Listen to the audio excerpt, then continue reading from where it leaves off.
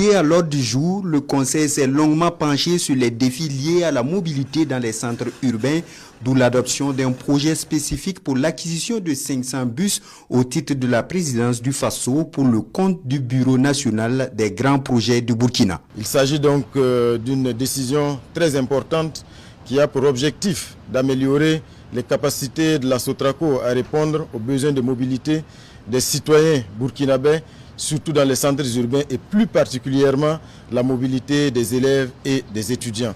Cette acquisition de 500 bus dans le cadre de ce projet spécifique va se faire en 2 lots de 250 bus chacun. Ce projet spécifique d'acquisition de 500 bus va coûter au total 44 865 millions de francs CFA hors taxes, hors douane.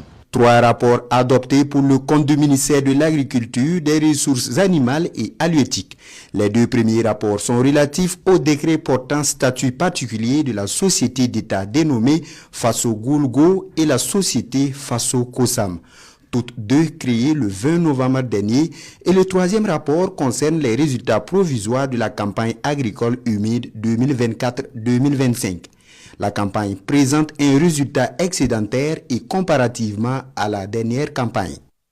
Plus de 6 millions de tonnes de céréales sont produites. La campagne présente bien sûr un résultat excédentaire et comparativement à la campagne dernière, nous avons un accroissement de près de 900 000 tonnes de céréales en ce qui concerne le bilan céréalier. La campagne 2023 avait un résultat de 5 147 000 tonnes de céréales produites sur notre territoire.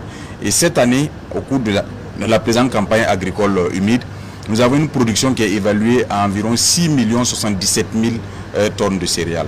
Et pour garantir une meilleure accessibilité à l'ensemble des consommateurs, le ministre de l'Agriculture, des Ressources animales et halieutiques indique que des mesures sont prises par le gouvernement pour interdire l'exportation des céréales d'une part et d'autre part pour renforcer les capacités de la SONAGES ainsi que le contrôle des prix. Pendant ce temps, pour le compte du ministère de l'économie, le Conseil adopte un avant-projet de loi portant réglementation du Conseil fiscal au Burkina Faso. Et ce projet de décret portant procédure de passation d'exécution et règlement des marchés publics. Il faut dire qu'il s'agit d'un texte d'application de la loi portant réglementation de la commande publique qui a été adoptée à l'Assemblée nationale.